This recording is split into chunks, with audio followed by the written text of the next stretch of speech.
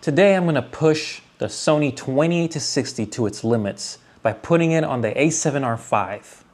I know, crazy.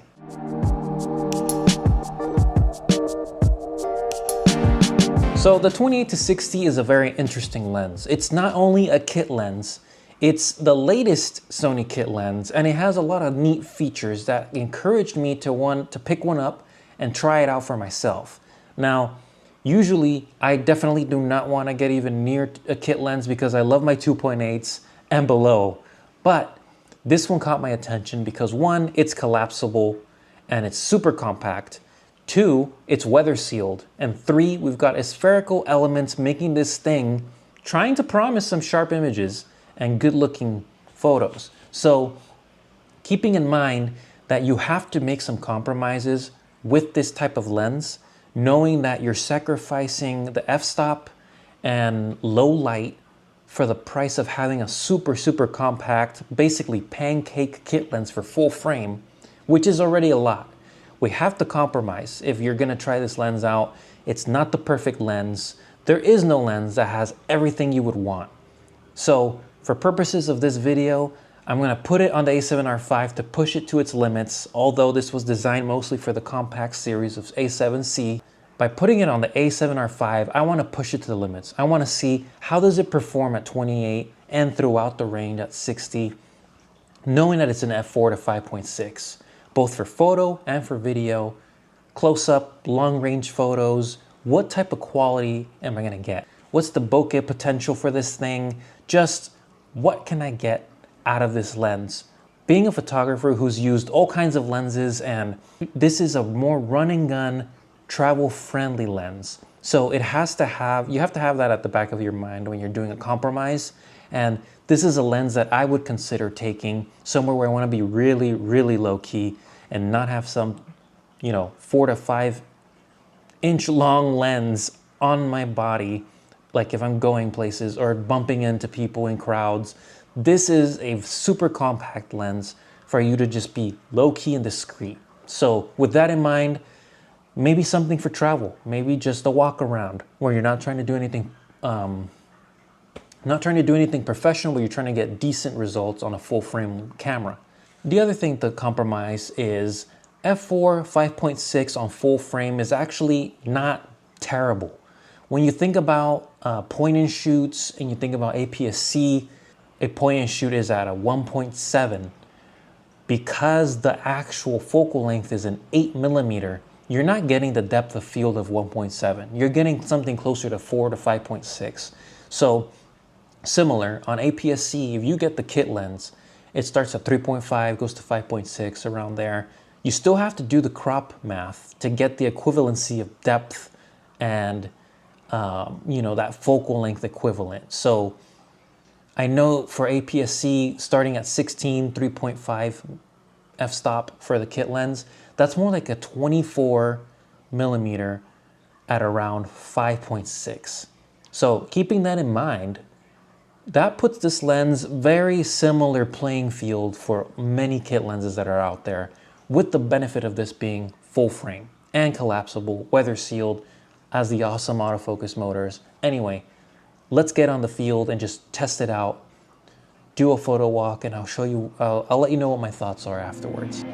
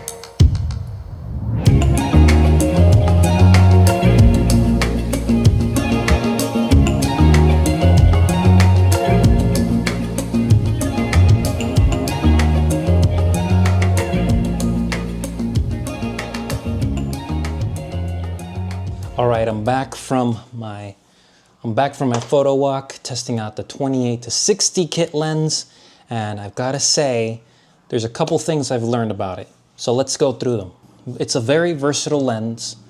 It has the most common focal lengths that you tend to find in your workhorse lens, like the 24-70, and the latter part of the 16-35. So I'd say it's very usable in that sense. If you try to do a selfie with this lens, it's not going to be your go-to selfie lens. You might get 1 or 2 people in, but you'll be very close, very tight in the frame. I did a quick shot just trying to test, is this 28 something you could vlog with? So I would say it's pushing it. You can vlog with it, but you do have to hold it pretty far out, and you do have to turn off active stabilization so that you don't end up with like 30 something millimeter instead of 28, because active stabilization does crop in a little bit. Number 2, image quality and sharpness. So overall, I did like the images I was getting. I think they aren't the most sharp, but they're sharp enough to where I wouldn't have any complaints. I went into this thinking, could this be a travel lens? Could this be a lens where I don't... Could this be a lens I don't care? Oh God, his hair is in the air. Could this be a lens I could just throw in the bag, and if I want to be low-key and discreet, just to use? So I do think this is one of those lenses that you could just throw in your bag. It takes no space, it weighs nothing. It will get you good images, and if you need to get more bokeh or separation, you do need to get closer to the subject, or you need to zoom in all the way to 60 and get closer to your subject to get some sort of separation. So where I saw the best bokeh was obviously when I was closer to the minimum focusing distance, and you'll see some samples of that video.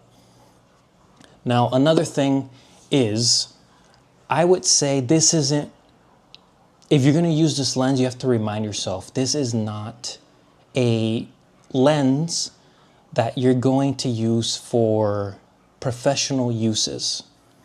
Another sense, it gave me more of like the snapshot vibe, which is, there's nothing wrong with that. That means you can just have fun and capture an image and not worry about all the technicalities of separation and making it look as professional as possible. This is something that you would use similar to when you use your iPhone, but knowing that you're getting full frame quality and you're gonna get a lot cleaner image that you can print and be happy with. But I would liken it to when you wanna pull out your iPhone and take a picture of stuff, food, travel, friends. I would say this is a great lens to replace your iPhone images. My test was basically outdoors, where I have plenty of light. So in that sense, I had no issues with high ISO. If I was using this lens in low light, I would be concerned. I would want to use a flash or control the lighting like I am right now, or I would want to use something like a ZVE1, because the 12 megapixels and the really good ISO. Otherwise, if you are using this with a A7C2 or any other camera, you are going to have to use a lot more noise reduction, which isn't the end of the world depending on where your final product, your final image is going to be. If it's on social media, I don't think you'll have a lot of issues, but just being indoors in my apartment, I tried to take a picture of something without modifying any lighting, just the light that's available, and I was pushing up against 6400 and 8000 ISO. But if you're shooting outdoors, it's a, daytime lens, definitely, no issues. And I really appreciated the lens for its ability to capture landscapes and spaces in general. So the way I ended up using it in my test was to capture an entire scene where you don't really you're not really looking for bokeh, you're not looking for separation. You're looking to capture what's in front of you and show the world that. So I was at a park, my favorite park, that has a lake, which is huge, and a couple of mountains. This lens was perfect for showing an image and allowing the viewer to take it all in of what you're seeing. not to isolate, not to, you know, blow out the background. This is to show the background. And I think this is a great lens for landscape photography. And for what I'm saying, like, you want to show the place. You're not trying to hide it. So you'll notice in my sample footage, because I took photos and videos, but mostly video, I ended up leaning more towards using it for video. I think it's a great travel video lens to just show the experience, show where you're at, and just capture something moody, whether you color grade it or not. I actually did straight out of camera, so you'll see those colors unmodified. I used the Creative Color FL. I know it has more of a filmic look, so let me know in the comments if you like that color. That's just straight out of camera. So I was imagining someone using this lens who doesn't want to play too much with colors, just straight out of camera, what do you get with this kit lens? And that's what I aim for. And I'm fairly happy. I think I ended up focusing on a lot of more shots where I'm standing and I'm waiting for movement. I'm capturing a moment, you know, I'm not walking around with it, because I just don't feel like it's a walking around lens. Even at 28, it is fairly smooth, but I wouldn't consider it a vlog lens. I would consider it a landscape, travel, friends and family. Like, imagine taking this thing to Disneyland or somewhere like that, you know, where you don't want to have the hassle of carrying a big lens, a big camera. As compact as possible, still getting full frame quality. And even though it's f4 and 5.6, there are certain things you can do to control the noise. So it's not the end of the world, but you do have to know that going into it, that you will have to level your expectations that this is f4 to 5.6. And it's more of going to be about you capturing the place and the moment, not isolating, not blowing out backgrounds. I know sometimes we get obsessed with the bokeh and all of that stuff, but this is totally opposite unless you're getting really close to a subject. So in my videos, I've got scenes of the landscape. I took a quick vlog style shot so you could see how far. I had it this far, my arms are fairly long, and it still felt a little bit claustrophobic. When I did want detail shots, I think this is a really good lens for that as well, because I got a lot of bush, flowers, nature stuff where I was like, I want to focus in on this detail. And whether it was 28 or between the range up to 60 millimeters, I was fairly closer to that, and capturing a detail shot did come out really well. And I did like the bokeh quality from that without almost getting macro, but not macro, where if you're familiar with doing macro photography, you know you're not shooting wide open, because either way, you know you're not shooting wide open, because if you do, you're gonna completely blow out the background, or you're not gonna get the full subject, in this case a flower. So shooting at 5.6, which is the maximum for 60 millimeters, was perfect, because I was capturing the entire flower and separating it from the rest of it. So I hope you enjoyed the sample footage. I am happy with the lens. It's not obviously something I'm gonna use for professional purposes, but once I do get an A7C II again, or even with the current camera setups I have, I would be willing to put this on and not, you know, feel like I need to take a big lens. Like, I'm just gonna be very light, very compact, and I'm still gonna get great images. Thanks for watching.